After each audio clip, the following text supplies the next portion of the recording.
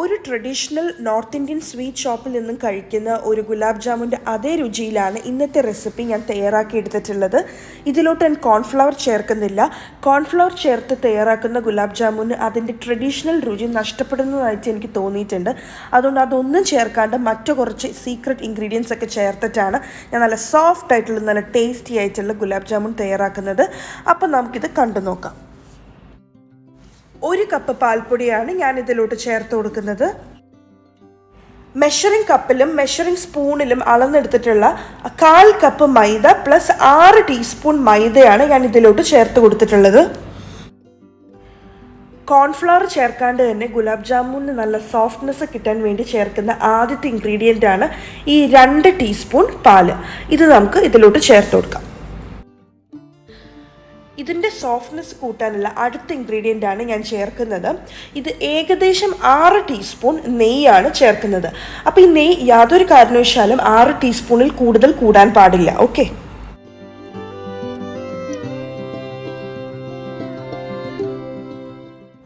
കാൽ teaspoon baking powder ചേർക്കുക. ഒരു നുള്ള് ഉപ്പ് ചേർക്കുക. ഉപ്പ് കൂടി പോരുത്. ഇതിനെ നമുക്ക് നന്നായിട്ട് മിക്സ് ചെയ്തെടുക്കുക. ആവശ്യത്തിന് വെള്ളം കുറേശ്ശെ ഒഴിച്ചു കൊടുത്ത് ഇതിന് നല്ല സോഫ്റ്റ് ഡോ ആക്കി കുഴച്ചെടുക്കണം. ആദ്യമേ തന്നെ ഒരുപാട് വെള്ളം ഒഴിക്കരുത്. ചിലപ്പോൾ വെള്ളം കൂടിപ്പോകും. പിന്നെ അതിനെ കുഴച്ചെടുക്കാനൊക്കെ വളരെ ബുദ്ധിമുട്ടായിരിക്കും. അതുകൊണ്ട് കുറേശ്ശെ വേണം വെള്ളം ഒഴിച്ചു കൊടുക്കാനായിട്ട്. നല്ല സോഫ്റ്റായി കുഴച്ചെടുക്കാനായിട്ട് വളരെ കുറച്ച് വെള്ളം മതി.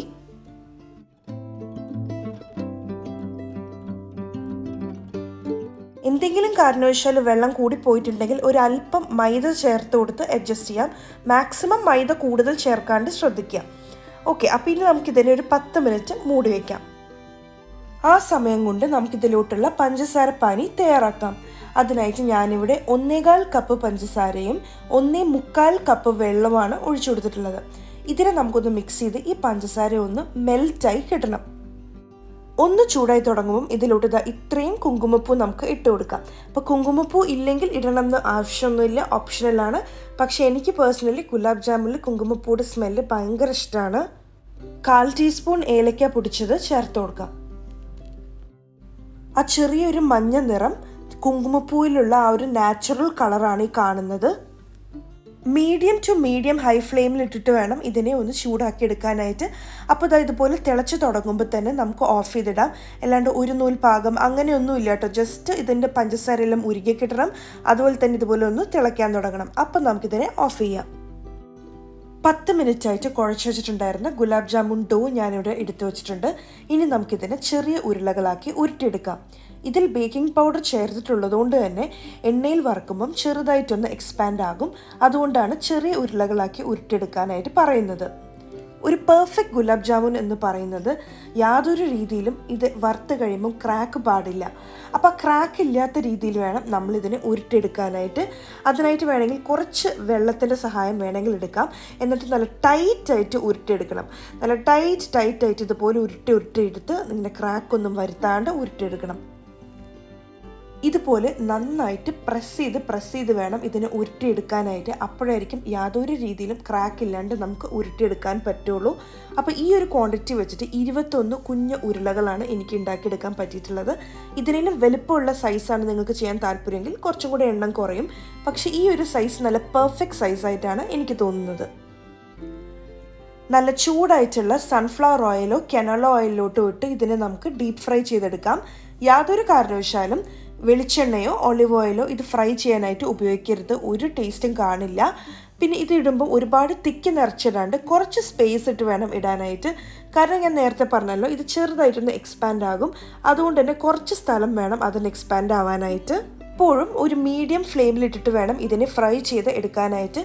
ഒരുപാട് തീ കൂട്ടി വെച്ചിട്ടുണ്ടെങ്കിൽ പുറം ഭാഗം കരിഞ്ഞു പോവുകയും ഉൾഭാഗം വേകാണ്ടിരിക്കുകയും ചെയ്യും. അപ്പോൾ ഇതുപോലെ ഇടയ്ക്കൊന്ന് തിരിച്ചും മറിച്ചൊക്കെ ഇട്ട് കൊടുക്കണം. കുറച്ച് സമയം കൂടുതൽ ഒരു സൈഡ് വെച്ചിട്ടുണ്ടെങ്കിൽ ഒരു സൈഡ് മാത്രം കൂടുതൽ മുരിഞ്ഞു പോകും. അതുകൊണ്ട് ഇടയ്ക്കിടയ്ക്ക് ഇതുപോലെ തിരിച്ചും മറിച്ചു ഇടുക.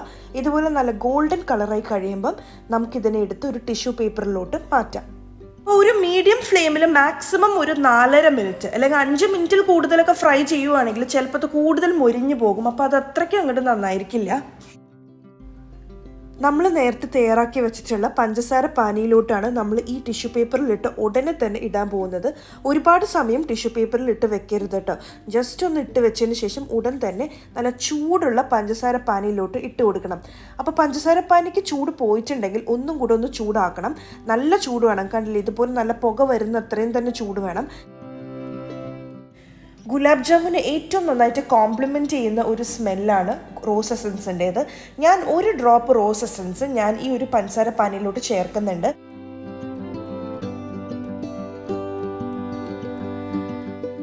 ഒരു ഡ്രോപ്പിൽ കൂടുതൽ റോസ് എസൻസ് ചേർക്കാനും പാടില്ല. കൂടുതൽ ചേർക്കുകയാണെങ്കിൽ ചെറിയൊരു കയ്പ്പ് രസം അല്ലെങ്കിൽ വല്ലാത്തൊരു കുത്ത് ചൊവയും വരാൻ ചാൻസ് ഉണ്ട് കേട്ടോ. ബാക്കിയുള്ള ഗുലാബ് ജാമുനും കൂടെ ഫ്രൈ ചെയ്തതിന് ശേഷം ഞാൻ ഈ ഷുഗർ സിറപ്പിലോട്ട് ഇട്ട് കൊടുത്തിട്ടുണ്ട്. അപ്പോൾ ഷുഗർ സിറപ്പ് ഉണ്ടാക്കുമ്പം നിങ്ങൾക്ക് ഒന്ന് ടേസ്റ്റ് ചെയ്ത് നോക്കാം. മധുരം കുറവ് തോന്നുവാണെങ്കിൽ ആ മെൽറ്റ് ചെയ്യുന്ന സമയത്ത് കുറച്ചും കൂടി ഷുഗർ ഇട്ട് മെൽറ്റ് ചെയ്യാവുന്നതാണ്. അപ്പോൾ നല്ല ചൂട് ഷുഗർ സിറപ്പിലോട്ടാണ് ഗുലാബ് ജാമുൻ എല്ലാം തന്നെ ഇട്ട് കൊടുത്തിട്ടുള്ളത്. ഇതിനെ ഒരു 2 മണിക്കൂറെങ്കിലും റെസ്റ്റ് ചെയ്യാനാക്കി മാറ്റി വെക്കണം. 2 മണിക്കൂർ സമയം വെച്ചാൽ മാത്രമാണ് ഈ ഗുലാബ് ജാമുൻ്റെ ഉള്ളിലോട്ട് നന്നായിട്ട് ഷുഗർ സിറപ്പും എല്ലാ ഫ്ലേവേഴ്സും പിടിക്കുകയുള്ളൂ, നല്ല സോഫ്റ്റായി കിട്ടുകയുള്ളൂ. അപ്പോൾ 2 മണിക്കൂറിന് ശേഷം ഇങ്ങനെയിരിക്കും നമ്മുടെ ഗുലാബ് ജാമുൻ ഇവിടെ റെഡി ആയിട്ടുണ്ട്. ഇത് കണ്ടില്ലേ, ഒരു ഗുലാബ് ജാമുനും പോലും ഒരു ക്രാക്ക് പോലും ഇല്ല. അത്രയും പെർഫെക്റ്റ് ആയിട്ടുള്ളൊരു റെസിപ്പിയാണ്. അപ്പോൾ ഞാൻ പറഞ്ഞ രീതിയിൽ നിങ്ങൾ കുഴച്ചെടുക്കാൻ ഞാൻ പറഞ്ഞ രീതിയിൽ നിങ്ങൾ ഫോളോ ചെയ്യുവാണെങ്കിൽ ശരിക്കും ഒരു നോർത്ത് ഇന്ത്യൻ സ്വീറ്റ് ഷോപ്പിൽ നിന്നും കഴിക്കുന്ന അതേ സ്വാദിൽ അതേ സോഫ്റ്റ്നെസ്സിലും നിങ്ങൾക്ക് ഗുലാബ് ജാമുൻ വീട്ടിലുണ്ടാക്കിയെടുക്കാൻ പറ്റും. അപ്പോൾ എല്ലാവരും ഇത് തീർച്ചയായിട്ടും ട്രൈ ചെയ്ത് നോക്കണം. ചൂടാറിയതിന് ശേഷം ഫ്രിഡ്ജിൽ വെച്ച് തണുപ്പിച്ച് കഴിക്കാനും വളരെ ടേസ്റ്റിയാണ്. അപ്പോൾ നിങ്ങൾക്ക് എൻ്റെ ചാനലിലത്തെ വീഡിയോസ് എല്ലാം ഇഷ്ടപ്പെടുന്നുണ്ടെങ്കിൽ, നിങ്ങൾ ആദ്യമായിട്ടാണ് എൻ്റെ ചാനൽ വരുന്നെങ്കിൽ താഴെയുള്ള red colour subscribe button click ചെയ്യാൻ മറക്കരുത്. അതിൻ്റെ തൊട്ടടുത്തുള്ള ചെറിയൊരു ബെല്ലൈക്കണും അതോടൊപ്പമുള്ള ഓൾ എന്നുള്ള ഓപ്ഷനും കൂടെ ക്ലിക്ക് ചെയ്താൽ മാത്രമായിരിക്കും ഞാൻ എപ്പോൾ ഒരു പുതിയ വീഡിയോ അപ്ലോഡ് ചെയ്യുമ്പോഴും നിങ്ങൾക്ക് നോട്ടിഫിക്കേഷൻ കിട്ടൂ. നിങ്ങൾക്ക് എൻ്റെ വീഡിയോസ് എല്ലാം ഇഷ്ടപ്പെടുന്നുണ്ടെങ്കിൽ ലൈക്ക് ചെയ്യാനും ഷെയർ ചെയ്യാനും മറക്കരുത്. Thank you so much for watching. By.